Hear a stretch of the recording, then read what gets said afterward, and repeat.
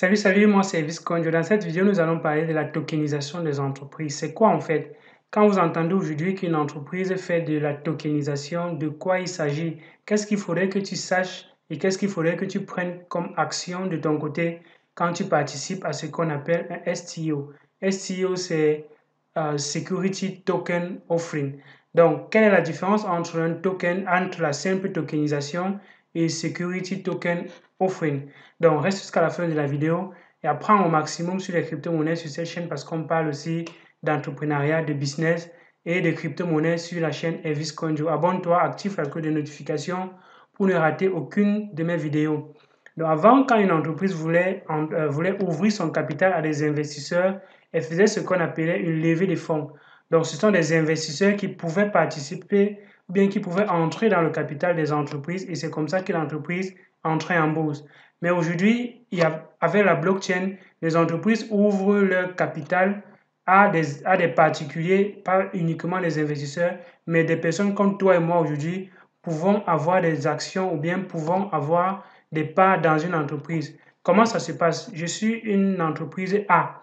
Je veux réaliser un projet qui me demande beaucoup d'argent, mais je n'ai pas suffisamment d'argent, je n'ai pas suffisamment de fonds pour le faire. Mais avant, ce que les entreprises faisaient, quand elles étaient dans cette situation particulière, elles demandaient des fonds à des investisseurs.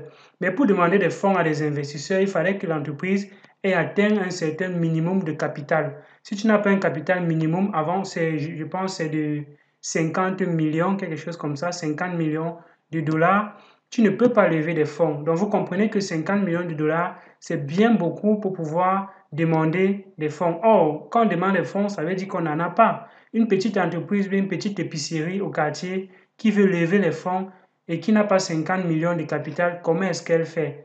Donc, avec l'arrivée de la blockchain, on a vu apparaître ce qu'on appelle la tokenisation. C'est quoi la tokenisation? C'est tout simplement le fait qu'une entreprise se dise, bon, voici la part, j'ai besoin de 100 millions, par exemple, mais je détiens déjà peut-être, disons, 40 millions. Bon, disons 60 millions. Mais je veux 40 millions. Donc, comme je ne peux pas entrer en bourse de façon classique, ce que je vais faire, c'est transformer ces 40 millions dont j'ai besoin sous forme de tokens.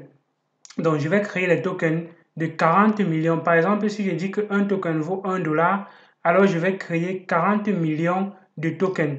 Et donc, les personnes qui vont acheter les tokens vont en fait posséder une part de mon entreprise. Donc, j'aurai comme ça ouvert 40% des parts de mon entreprise à des particuliers. La différence ici, c'est qu'il ne faut pas être un investisseur pour pouvoir acheter les tokens parce que une fois que les tokens ont été créés sur la blockchain et qu'on a listé ce qu'on appelle les ICO, donc Initial Coin Offering, donc les personnes comme toi et moi vont pouvoir acheter des tokens de cette entreprise. Et en achetant dans les tokens de cette entreprise, c'est comme ça que nous devenons des investisseurs et nous devenons des investisseurs dans ces entreprises-là. Donc, plusieurs entreprises aujourd'hui se lancent en suivant ce créneau. Mais ce qu'il faut savoir et qui est très important, c'est que quand nous investissons dans une entreprise comme ça, la seule chose qui nous lie avec l'entreprise, c'est le token. Parfois, parce qu'il y a plusieurs types de tokenisation. Il y a les tokenisations où on donne le droit de vote à ceux qui détiennent une certaine quantité de tokens. Mais il y a des tokenisations où on donne juste le token et c'est juste le token qui te lie avec l'entreprise. Tu n'as pas le droit de vote, tu n'as pas le droit de décision dans l'entreprise. Maintenant, le STO, qui sont les Security Token Offering, ce sont des tokens qui sont en fait réglementés par la loi. Dans l'autre, juste la simple tokenisation, il n'y a pas de régulation et ce n'est pas vraiment réglementé par la loi. Mais par contre, les STO, ce sont des tokens qui doivent suivre des canaux normaux d'investissement. Donc, toute entreprise qui veut lever les tokens en suivant ce canal, ça donne plus de sécurité aux investisseurs parce qu'il y a un minimum de lois qu'il faut faire et qu'il faut respecter pour pouvoir faire une STO, bien pour pouvoir faire un security token. Donc, quand une entreprise aujourd'hui veut faire du security token, elle se doit de se conformer aux lois du pays en termes d'investissement, en termes de levée de fonds. Donc, si une entreprise aujourd'hui fait un STO, il faut vérifier si effectivement cette entreprise a suivi les canaux parce que si ce n'est pas le cas, alors la probabilité que cette entreprise ait des problèmes à la longue et qu'on ferme et qu'on arrête tout simplement le token est très grande. Donc vérifions cela avant d'investir dans les entreprises. Donc, comme je l'ai dit tantôt, vous comprenez que posséder les tokens, ça veut dire posséder une adresse parce que généralement, les tokens qui sont offerts sont sur la blockchain Ethereum. Et donc, quand vous allez acheter, ce qui va se passer, c'est que vous devez fournir votre adresse ou bien on doit vous fournir une adresse Ethereum. Et c'est dans cette Ethereum qu'on va vous envoyer les tokens qui équivalent à peu près au montant que vous avez investi. Si vous avez investi $100 et que le token vaut $1, alors dans votre wallet, dans votre portefeuille, dans votre adresse Ethereum, vous devez avoir 100 tokens. Donc si vous investissez et quand vous notez juste votre investissement sur un bout de papier, la probabilité que vous n'ayez pas investi en fait est très grande. Donc il ne s'agit pas juste que vous allez dans une entreprise qui dit nous avons tokenisé, alors vous donnez vos $100, on vous donne un bout de papier sur lequel on a écrit que vous avez investi $100. En fait, ce n'est pas comme ça qu'une tokenisation se passe. Une tokenisation, c'est avec les tokens. Donc, une fois que les tokens ont été livrés et ont été donnés aux investisseurs, l'entreprise peut suivre le projet au niveau des tokens et décider de lister les tokens sur les plateformes d'échange, donc sur les exchanges. Et là, on parle de IEO, donc Initial Exchange Offering. Donc, quand on va vendre les pièces en IEO, vous aurez toujours les pièces et les pièces seront dans une adresse Ethereum. Et quand ce sera listé sur les exchanges, vous pourrez donc échanger. Mais tant que la crypto-monnaie n'est pas listée sur un exchange, vous ne pourrez pas retirer votre capital. Donc, il y a des crypto-monnaies qui font jusqu'à 3 ans avant de délivrer les tokens. Donc, avant de lister cela sur la blockchain. Donc, avant, on crée en fait on crée un smart contract et le smart contract est censé distribuer les tokens à tous ceux qui envoient de l'argent dans ce smart contract. Donc, sur la blockchain, on peut clairement vérifier qu'il y a tel nombre de personnes qui détiennent déjà les tokens de cette entreprise-là. Si l'entreprise a été tokenisée sur la blockchain Ethereum, alors sur le Ethereum Exchange Explorer, donc qui est l'endroit où on peut scanner toutes les transactions qui se font sur la blockchain Ethereum, on peut voir qu'il y a tel nombre de tokens qui a été listé ou bien qui a été émis pour cette entreprise-là, et il y a tel nombre de tokens qui ont été distribués, il y a tel nombre de personnes qui investissent dans ce token, et il y a tel nombre de tokens qui restent encore et qui n'ont pas été encore investis, bien qui n'ont pas encore été achetés. Donc, je vais vous prendre un exemple, un cas pratique tout à l'heure pour vous montrer comment ça fonctionne et ce que vous devez faire quand il s'agit de STO, quand il s'agit de tokenisation tout simplement. Donc, soyez très vigilants, n'investissez pas de façon aveugle quand vous investissez dans une entreprise qui dit avoir fait de la tokenisation, parce que plusieurs entreprises aujourd'hui disent faire de la crypto-monnaie, ont des projets qui sont basés sur la crypto-monnaie, on veut construire ci, on veut construire ça, on veut trader ci, on fait du trading comme ça, et vous devez investir, et quand vous investissez, vous devez avoir ci, ça. Vérifiez effectivement que quand vous faites un investissement dans ce type d'entreprise qui dit avoir fait de la tokenisation, alors vous devez fournir votre propre adresse. Je conseille généralement d'avoir votre propre adresse sur votre portefeuille. Dans votre téléphone, par exemple, vous pouvez installer un portefeuille qui supporte toutes les crypto-monnaies Ethereum. Et quand vous allez dans une telle entreprise, quand vous allez acheter, vous donnez votre adresse et quand on va vous donner les tokens, vous allez voir cela sur votre portefeuille dans votre téléphone. Donc, faites très attention. Il y a plein d'arnaques qui existent comme ça, où il y a des personnes qui disent avoir tokenisé les entreprises, alors que les entreprises n'ont même pas d'abord le droit d'être tokenisées parce que la tokenisation est aussi réglementée. Parce que si ce n'est pas réglementé, tout le monde peut ouvrir, tout le monde peut créer un token comme ça et demander les fonds aux gens. C'est une collecte de fonds et les collectes de fonds, normalement, ça doit être réglementé, ça doit suivre une certaine loi d'investissement, de commerce et donc vérifier effectivement que l'entreprise qui fait la levée de fonds a le droit de le faire. Donc, je vais prendre le cas d'une crypto-monnaie que des gens m'ont interpellé, ils m'ont posé des questions par rapport à cela. J'ai fait quelques recherches et donc je vais vous partager ici ce que j'ai trouvé comme information. Je ne suis pas en train de dire que c'est un mauvais projet. Peut-être l'implémentation est différente de ce que je pense, mais ce que je vais donner dans cette vidéo, c'est mon analyse et ça n'engage que moi. Je me base sur les informations que je reçois et je me base sur le mode de fonctionnement classique des crypto-monnaies, des tokenisations, des STO et de comment est-ce que la blockchain fonctionne. Donc, prenons la crypto-monnaie, c'est Simcoin. Donc, les gens m'ont demandé comment est-ce que le Simcoin se passe, comment est-ce que les gens qui investissent dans le Simcoin ont les Simcoins, on fait comment pour acheter les Simcoins et tout, et tout, et tout. Donc, je vais donner quelques éléments de réponse dans cette vidéo et c'est mon analyse à moi. Donc, je tape d'abord Simcoin sur Google et je vois directement, la première chose que je vois, c'est la blockchain Ethereum sur laquelle le token a été émis. Donc, quand je vais aller à cette adresse, je suis censé voir toutes les personnes qui ont investi dans cette crypto-monnaie-là, toutes les adresses qui possèdent aujourd'hui cette crypto-monnaie-là. Et je vais voir le nombre de pièces qui est en circulation, le nombre de pièces qui a été déjà émis, le nombre de pièces qui restent encore à émettre, depuis quand est-ce que ça a été créé et quel est le nombre de pièces qui circulent déjà. Donc, voici où ça m'envoie. Ok, on voit bien que ici, ça me renvoie vers l'adresse du site. Donc, je vais cliquer plus tard pour aller regarder ce qu'il y a de ce côté-là. Donc, je vois ici qu'il y a 150 millions de tokens qui seront offerts, qui seront des tokens SMB qui seront diffusés. Donc, ce nombre-ci, bon, je ne pense pas qu'il soit modifié, mais bon, on peut le modifier, mais pour le moment, ça a été fixé et c'est ce qu'on appelle le max supply. On me dit qu'il y a 5483 adresses qui possèdent déjà cette crypto-monnaie. Ok, c'est déjà intéressant. Il y a quand même 5483 personnes qui ont acheté de cette crypto-monnaie. Donc, on peut déjà comprendre qu'il y a quand même des personnes qui ont acheté ces crypto-monnaies.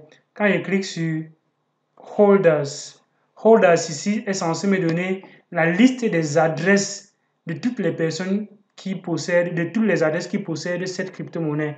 Donc ici, je vois, il y a une adresse en particulier qui possède 97%, presque 97, donc 96,9% des tokens.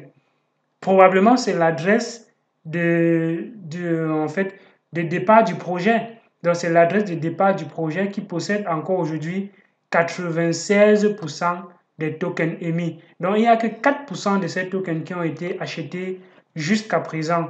Parce que quand on dit, si des personnes ont acheté une crypto-monnaie, donc si des personnes possèdent une crypto-monnaie, alors on va voir ici la liste de tous les portefeuilles sur lesquels on a ces crypto-monnaies. Donc, je vois qu'il y a un deuxième portefeuille qui possède 1%, environ 1 million de pièces. Donc, il y a peut-être un token, il y a peut-être une personne qui a investi 1 million de tokens, qui a investi à hauteur de 1 million 500 000 tokens de cette crypto-monnaie-là. Mais 1 million, ça ne représente que 1% du nombre total de tokens qui ont été émis. Donc, on peut comprendre que c'est à peu près, si un token vaut $1, alors on a à peu près 1 500 000 $ qui a été émis déjà. Donc, parce que l'objectif, c'est de faire une levée de fonds de 150 millions de dollars. Parce qu'ils ont dit, je pense quelque part, que la crypto-monnaie, $1, c'est pour un token. Donc, je vais sur le site.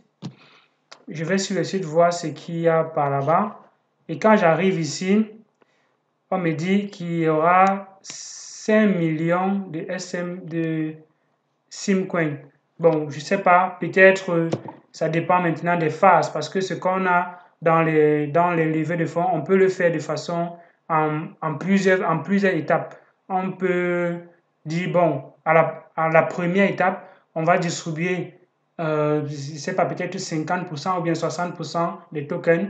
À la deuxième étape, on va distribuer encore un certain nombre, mais un peu plus cher, ainsi de suite, ainsi de suite. Donc, je vais plus bas, il y a le livre blanc ici. Dans le livre blanc, pour ceux qui ne connaissent pas, c'est en fait c'est une explication du projet parce que généralement, toute crypto-monnaie a un projet. C'est quoi le projet derrière? Et ici, je vois que l'objectif de ce projet, de cette crypto-monnaie, c'est de faire une ville, donc une ville, et cette ville va donc utiliser la crypto-monnaie comme fonds pour pouvoir dérouler le projet. Donc, on a ici le promoteur du projet qui est de la société Global Investment Trading.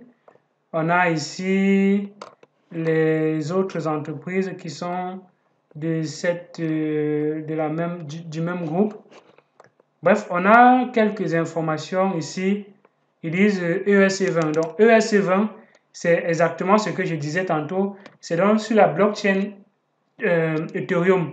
Donc, ça veut dire que si vous achetez les crypto-monnaies, si vous achetez des SMB, alors vous êtes capable de télécharger n'importe quel portefeuille qui supporte la blockchain ERC20 ou bien les adresses ERC20 et recevoir également vos SMB dans ce portefeuille-là. Donc, si vous investissez par exemple pour acheter les SMB, vous pouvez donner votre adresse personnelle. On se doit de vous transférer vos SMB dans votre portefeuille privé. Et maintenant, quand le SMB sera listé, par exemple sur un exchange, vous pouvez maintenant transférer de votre portefeuille pour un exchange dans le but de revendre cela là-bas. Donc, si vous avez acheté et qu'on ne vous a pas déjà remis les SMB et que vous l'avez quelque part, soit sur un portefeuille dans votre téléphone, soit sur un portefeuille sur Internet ou bien sur un exchange par exemple, alors il y a déjà un petit problème parce que normalement, quand j'investis dans une tokenisation, je dois effectivement recevoir des tokens en retour. Donc, on a quelques informations ici avec l'équipe du projet et je vois la roadmap. La roadmap ici, ça me dit que novembre 2016, c'est le début des ventes et ils vendent à $1 par pièce. $1 par pièce. Donc, le 24 juin 2020 est censé être fini les ventes privées. Et donc, en janvier 2021, on va faire les ventes publiques. Et en février, on va faire également il y a des intérêts de paiement pour ceux qui ont possédé la crypto-monnaie. Donc, je ne sais pas effectivement comment la vente privée s'est passée, mais je vais continuer un peu de regarder quelques informations de ce côté-ci. Je vois que de ce côté-ci, la crypto-monnaie a été émise le 16 novembre 2019. Donc, c'est la date à laquelle on a créé cette crypto-monnaie. Est-ce que cette adresse-ci, c'est l'adresse qui possède 96%? Oui, effectivement, c'est l'adresse qui a été créée dans laquelle on a stocké les crypto-monnaies à la base. Et c'est de cette adresse qu'on va distribuer à tous ceux qui vont acheter la crypto-monnaie. Donc, on comprend que la crypto-monnaie est encore à 96% dans le portefeuille de l'émetteur de cette crypto-monnaie. Ce n'est pas encore sorti de ce portefeuille, c'est encore à 96% dans le portefeuille de celui qui a émis cette crypto-monnaie-là. Donc, on va continuer un peu. Je vais parcourir un peu quelques informations de ce site. Donc, quand on arrive ici, on voit qu'il faut acheter, il faut acheter.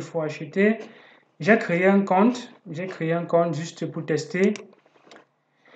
Je vais me connecter, on va voir comment ça se passe de l'autre côté là-bas. Donc, en fait, je suis déjà connecté. Et quand j'arrive ici, moi, ce qui m'intéresse, c'est sur l'exchange. Donc, l'exchange apparemment n'est pas encore fonctionnel.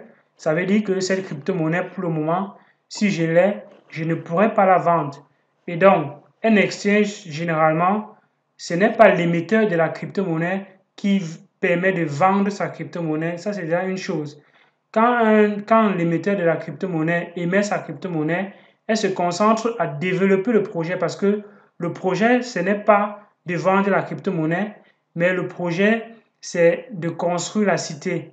Donc, quand je vois un exchange dans une plateforme, dans la plateforme de celui qui a émis le projet, je me pose quelques questions parce que comment est-ce qu'ils vont se focaliser sur la réalisation du projet et la maintenance? Est-ce qu'ils sont finalement un exchange ou bien ils sont finalement un projet qui s'est tokenisé et qui fait une levée de fonds et donc le token va être listé sur un exchange après? Parce qu'un exchange, c'est une plateforme sur laquelle on peut vendre et acheter de la crypto-monnaie. Donc, est-ce que cette entreprise est un exchange ou bien est-ce que cette entreprise est une entreprise en fait, qui veut construire une cité et qui a besoin d'une levée de fonds et elle a utilisé le moyen de tokenisation pour pouvoir lever des fonds? Ce sont des questions que je me pose.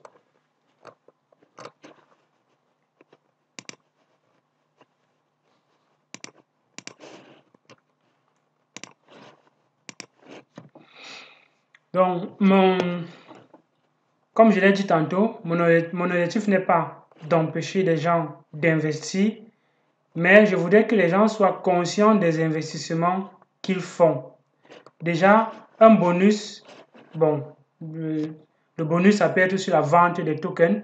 Ça veut dire que ceux qui achètent les tokens au départ, on peut leur donner des bonus. Oui, ça peut se comprendre.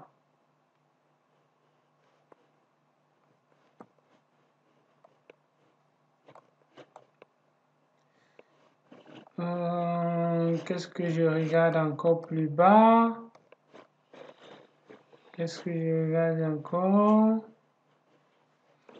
Donc, une chose qui m'a frappé, c'est au niveau de la connexion de la création des comptes, parce que tout projet qui se dit vraiment sérieux doit mettre un minimum de choses. Quand je voulais créer mon compte, je me suis rendu compte qu'il n'y avait pas les termes de compte. Donc, il n'y avait pas les conditions d'utilisation, il n'y a pas de politique, il n'y a pas de politique par rapport aux données qui sont collectées par la plateforme, alors que c'est une plateforme qui collecte les données. On vous demande votre numéro de téléphone, votre adresse email. Quelle est l'utilisation de ces informations qui vous est donnée, qui vous est demandée? Dans des pays sérieux tels que dans toute l'Europe, il y a ce qu'on appelle la GDPR. Donc, toute entreprise, même toute plateforme qui veut collecter les informations doit respecter un certain minimum de standards. Et je pense également qu'un projet sérieux qui utilise l'argent des gens, parce que quand on dit plateforme d'investissement, ça veut dire que les gens vont venir mettre de l'argent là-dedans.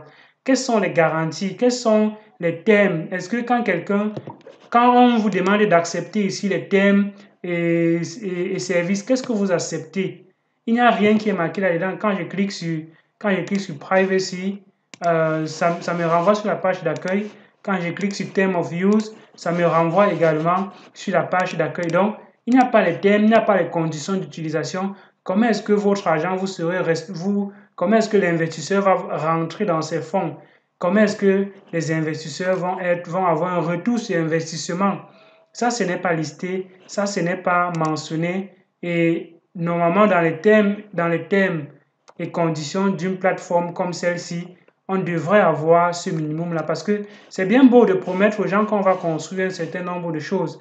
Est-ce que la collecte de fonds a suivi les canons normaux?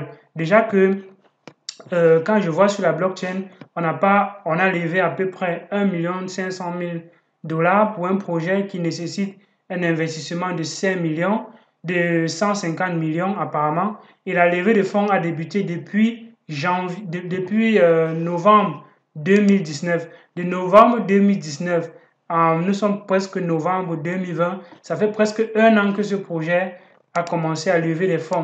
Et jusqu'aujourd'hui, on a à peine 4% de ce des crypto-monnaies qui a été distribué Est-ce que c'est parce que les gens ne croient pas à ce projet ou bien c'est parce que les choses ne sont pas faites comme il se doit? Peut-être les gens ont investi, mais ils n'ont pas eu les tokens. Et si les gens ont investi et ils n'ont pas eu les tokens, alors c'est un problème. Ça veut dire que cette entreprise n'a pas suivi les normes d'investissement et les normes de tokenisation. Donc faites attention quand vous investissez dans de telles entreprises et faites attention quand vous allez investir dans une entreprise qui dit avoir fait de la tokenisation, vérifiez toujours un certain nombre d'informations avant d'investir. Donc, ça c'est ce que je pense et j'espère que cette vidéo pourra éclairer la lanterne de plusieurs personnes en termes d'investissement, en termes de tokenisation, parce que plusieurs projets vont venir, vont voir le jour dans un monde où la tokenisation n'est pas régulée et on va se dire, nous faisons dans les crypto-monnaies, nous faisons dans les tokens, mais est-ce que ce sera vraiment le cas? Est-ce que ce n'est pas juste un moyen d'arnaquer encore ceux qui sont vraiment ignorants du monde de la crypto-monnaie et pensent que oui, avec la crypto-monnaie, on vient, on se fait de l'argent rapidement et on devient millionnaire. Ça ne marche pas comme ça. La crypto-monnaie, c'est comme tout autre investissement. Il n'y a pas de très gros gains et ceux qui promettent de très gros gains dans les crypto-monnaies ne peuvent pas garantir ces gains-là. Ils ne peuvent pas garantir dans la crypto-monnaie que vous aurez ne serait-ce que 1% chaque jour. Ce n'est pas garanti. On parle des effets de leverage, on parle de ci et de ça, mais ce sont des risques que celui qui investit, bien celui qui trade prend. Et il ne peut pas te garantir que oui, effectivement, ça va marcher. Il ne peut pas te dire que ça va marcher, il ne peut pas te dire qu'il ne sait pas si ça va échouer. Il fait juste un coup, il essaye et il n'est pas sûr que ça va marcher. Donc, il ne peut pas promettre et garantir aux gens que oui, comme je prends votre argent là, je vais effectivement vous rembourser ceci, je vais effectivement pouvoir vous rembourser les 4%, les 5%, les 2% que je vous ai promis. Donc, faites très attention et ne pensez pas que dans la crypto-monnaie, c'est l'argent facile. C'est un investissement comme tous les autres, comme la banque, comme l'immobilier et autres. Les gros gains ne sont pas garantis, mais ce sont les choses qui arrivent. Je ne dis pas que dans les crypto-monnaies, on ne peut pas se faire x10, x100, x1000. C'est possible. Mais aucune entreprise dans le monde sérieuse dans les crypto-monnaies ne donne ces garanties-là parce que ce sont des choses qui peuvent arriver du jour au lendemain et donc on ne peut pas garantir. C'était Elvis Conjo. J'espère que tu as appris de cette vidéo et que dorénavant, tu vas être un peu plus conscient quand tu fais tes investissements dans les crypto-monnaies. Abonne-toi à ma chaîne, active les cloches de notification pour ne rater aucune de mes vidéos. À une prochaine vidéo. Ciao!